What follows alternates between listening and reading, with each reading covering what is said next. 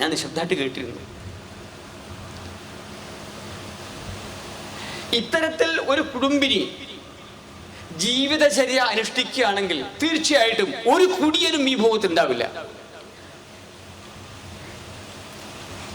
ഭർത്താക്കന്മാരെ നന്നാക്കാൻ ഏറ്റവും നല്ല ഉപാധി മനഃശാസ്ത്ര വിദ്യ ഇതാണ്. സ്വയം അവരൊരു ദേവതയാകുക, ആ ദേവത ഭർത്താവിന് ഉപചരിക്കുക. തീർച്ചയായിട്ടും അവിടെ എന്ത് സംഭവിക്കുന്നു? സന്താനങ്ങൾ ലഭിക്കുന്നു. അമ്മക്കും അച്ഛനും കൈപിടിച്ച് നടത്താൻ പര്യാപ്തമായ ദിവ്യ മക്കളെ കിട്ടുന്നു. അതോടൊപ്പം ആ വീടും നന്നാകുന്നു. മാത്രമല്ല അതിൻ്റെ അരുവക്കും നന്നാകുന്നു. ഈ ഹൃദയഹാരിയായ രംഗത്തെയാണ് ഇന്ന് മറ്റു പലതും ആക്രമിച്ച് കീഴ്പ്പെടുത്തിയിരിക്കുന്നത്. ഏതായാലും ഒന്ന് തീർച്ച, ഈ സമ്മേളനത്തിൽ വചനാമൃത സത്രത്തിൽ പങ്കെടുക്കുന്ന നിങ്ങൾ എത്രയോ ഭാഗ്യവതികളാണ്. നിങ്ങൾ കൂടി വേണം ഇനി ഈ രാജ്യം സംശുദ്ധമാകേണ്ട സന്തതികളെ കിട്ടേണ്ടതിന് വേണ്ടിയിട്ട് അതിന് പ്രാർത്ഥനയിൽ മുഴുക. അതിന് ഭഗവാൻ നിങ്ങൾ അനുഗ്രഹിക്കട്ടെ. ചന്ദ്രാമണി ദേവിയും ക്ഷേത്രത്തിൽ പോയി ഭഗവാനെ തൊഴുതു. അവിടെ സംഭവം ഉണ്ടായത്, തൊഴുതുകൊണ്ടിരിക്കെ ഈ ശ്രീകോവിലിനകത്ത് നിന്നും ഒരു ദിവ്യപ്രഭ ചന്ദ്രാമണി ദേവിയുടെ ശരീരത്തിലേക്ക് ആവാഹിച്ചെത്തി. ആ പ്രഭയുടെ സംഘാതത്തിൽ ആ അമ്മ ബോധശൂന്യായി ആ ക്ഷേത്ര സന്നിധിയിൽ നടയിൽ വീഴുന്നു. കൂടെ പോയ ധനി ആകെ പരിഭ്രമിച്ച് തൊട്ടടുത്ത് കുറച്ച് വെള്ളം കൊണ്ടുവന്ന അമ്മയുടെ മുഖത്ത് തെളിച്ച്, അമ്മ എന്ത് പറ്റി അമ്മേ? ഒന്നുമില്ല ധനി. അപ്പോഴാണ് ആ അമ്മ ഗർഭിണിയാണെന്ന വിവരം അറിയപ്പെടുന്നത്. 1836 ഫെബ്രുവരി 17 ചന്ദ്രാമണി ദേവി ഒരു ദിവ്യ ശിശുവിന് ജന്മം നൽകുന്നു. അതും ഒരു നെല്ലുപുരക്കകത്ത്. ഇന്ന് പ്രസവങ്ങളൊക്കെ നടക്കുന്നത് സൂപ്പർ സ്പെഷ്യാലിറ്റി ആസ്പത്രിയിലാണ്. അന്ന് ഇതൊന്നും ഉണ്ടായിരുന്നില്ല. ഒരു നെല്ലുപുരക്കകത്ത് ധനി ശുശ്രൂഷക്കുണ്ടായിരുന്നു. പരിഗണനയൊക്കെ ചെയ്ത് ആലസ്യമൊക്കെ മാറി കണ്ണുനിറയെ ആ ശിശുവിനെ കാണുന്നു.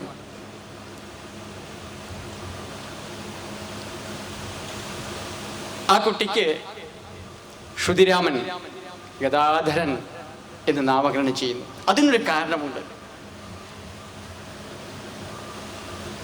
അദ്ദേഹം ഗയാവിഷ്ണു ക്ഷേത്രത്തിൽ പോയി. പിതൃകർമ്മത്തിന് ഏറ്റവും ശ്രദ്ധേയമായ സ്ഥലമാണത്. കഴിഞ്ഞ ആഴ്ച ഞങ്ങൾ അവിടെ പോയിരുന്നു.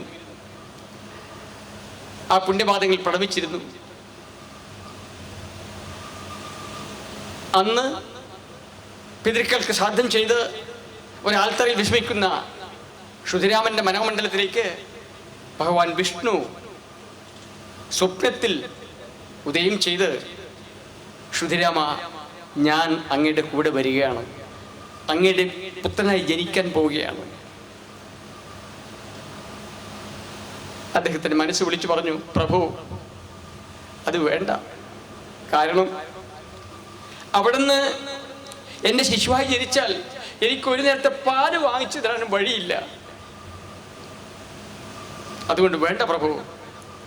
അല്ല, ഞാൻ അങ്ങയുടെ മകനായി ജനിക്കും ജനിക്കും ജനിക്കുമെന്ന്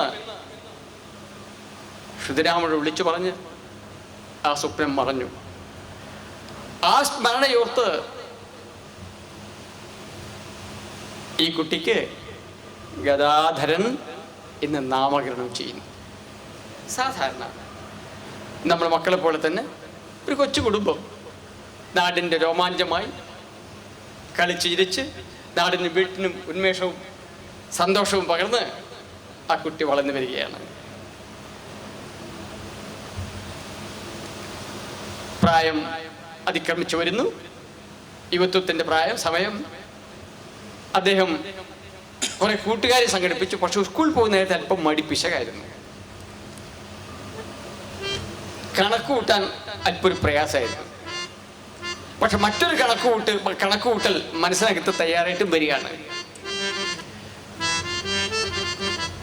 വൈകുന്നേരം മാണിക്യരാജ കൊടുത്ത വലിയൊരു മാവിൻ ചുവട്ടിനകത്ത് ഇവർ ചില സമ്മേളിക്കും. ചെറുപ്പക്കാർ പുരാണ കഥകൾ, പുരാണ കഥാപാത്രങ്ങൾ ഇതൊക്കെ അഭിനയിച്ച് അവർ ദൈവിക സാന്നിധ്യം ഉറപ്പുവരുത്തുമായിരുന്നു. അന്ന് ഗദാധരൻ പാടിയ ഒരു പാട്ട് ഞാനിപ്പോഴും പാടാം. നിങ്ങൾക്കെല്ലാം ഏറ്റുപാടാം.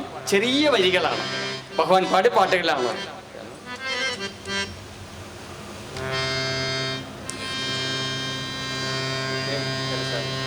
ഹേ ഘനശ്യാമ ഗോവിന്ദ,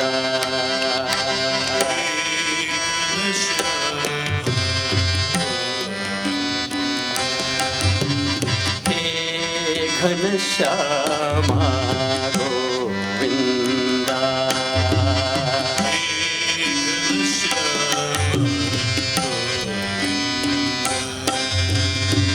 ഹേ നന്ദലാല മനമോഹന,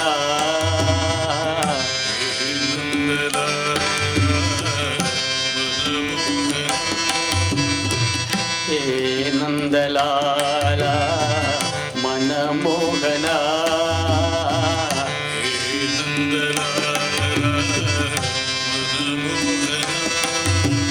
ഹേ ഘനശ്യാമ ഗോവിന്ദ,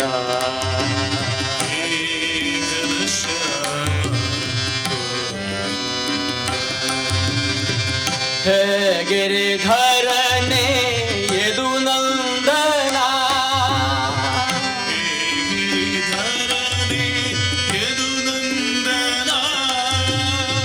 ഹേ ഗിരിധരനെ യദുനന്ദന, ഹേ ഗിരിധരനെ യദുനന്ദന, വൃന്ദാവന വനമാലി മുകുന്ദ,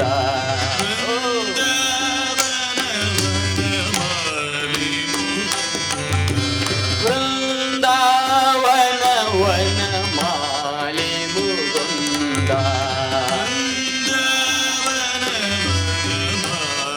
മുകുന്ദ, ഹേ ഘനശ്യാമ ഗോവിന്ദ, ഹേ ഘനശ്യാമ, ഹേ നന്ദലാല മനമോഹന, ഹേ നന്ദലാല, ഹേ നന്ദലാല മനമോഹന, ഹേ നന്ദലാല, ഹേ ഘനശ്യാമ ഗോവിന്ദ, ഹേ ഘനശ്യാമ, ഹേ ഗിരിധരനെ യദുനന്ദന, ഓ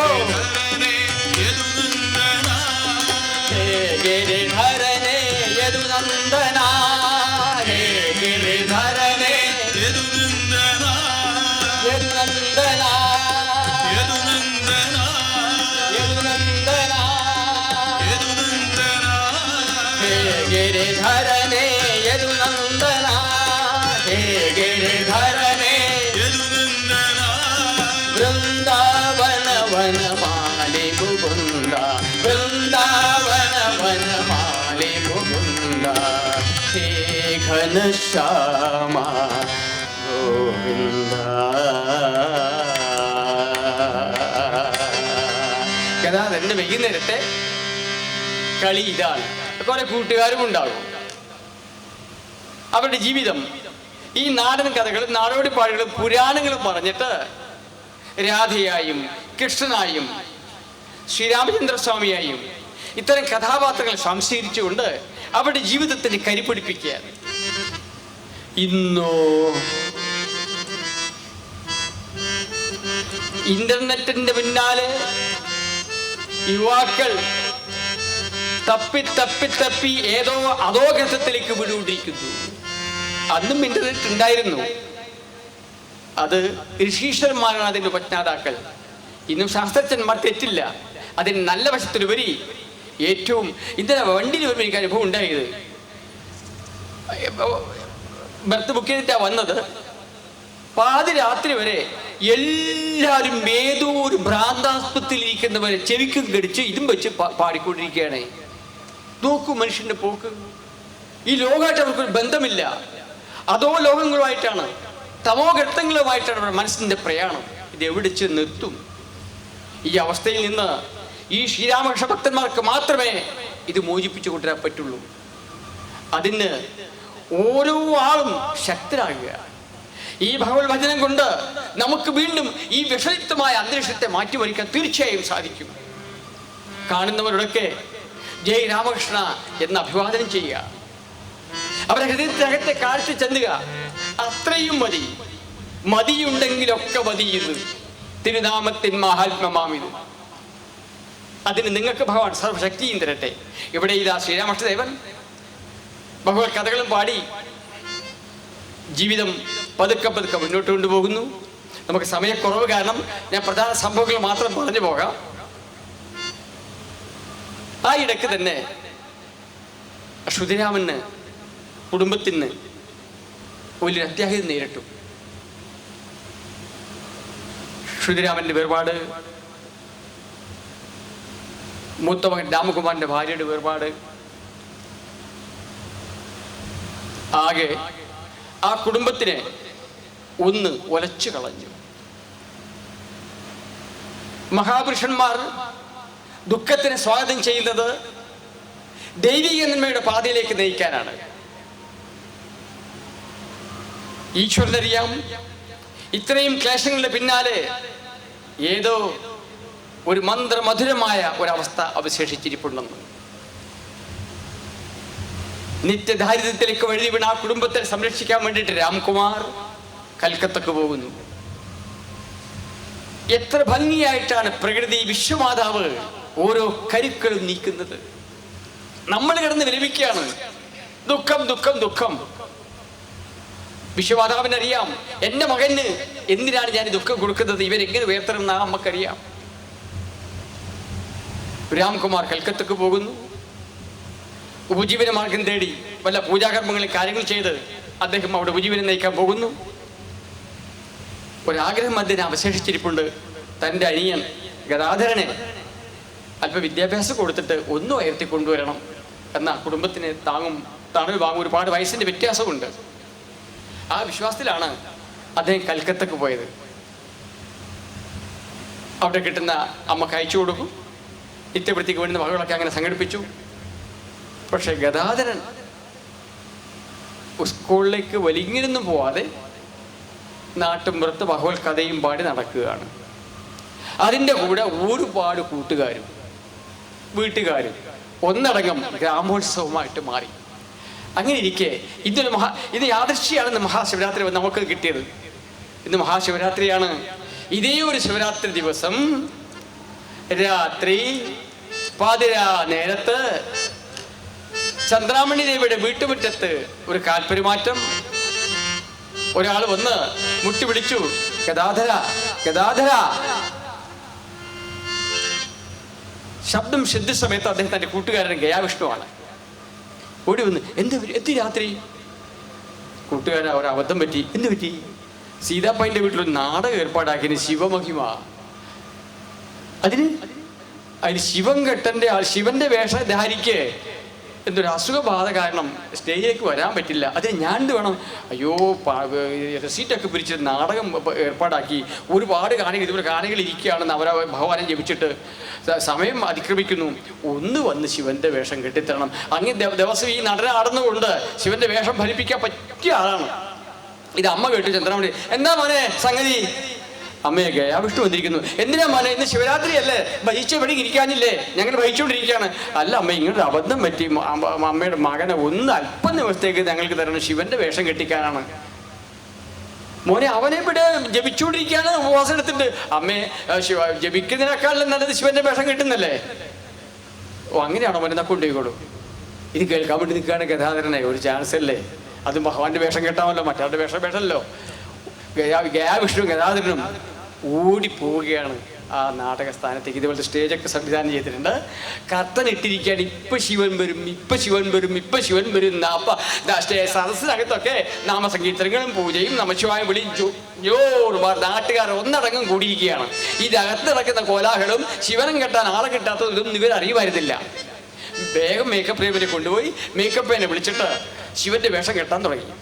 ഒരു സ്റ്റൂളിനകത്ത് ഗദാധരനെ ഇരുത്തി മേക്കപ്പ് മാൻ വന്നിട്ട് ശിവന്റെ വേഷമണിയിക്കുകയാണ്. മുടി ജടയാക്കി, കൈകളിൽ തോടയാഭരണങ്ങൾ അണിഞ്ഞു, പുലിത്തൂരുടുത്തു, ശിവ വസ്ത്രം പൂട്ടി ആകെ ആ ഒരു ശിവനായി മാറ്റി. പക്ഷെ ഓരോ ടച്ചിങ്സിലും, ഈ മേക്കപ്പിന്റെ ഓരോ ടച്ചിങ്ങിലും അദ്ദേഹത്തിന് ഷോക്ക് അടിക്കുന്നു. എൻ്റെ ഈശ്വര, എനിക്കെന്ത് പറ്റി? ഗദാധരനെ ആടയാഭരണങ്ങൾ അടിക്കുമ്പോഴും ഷോക്ക് അടിക്കുന്നു.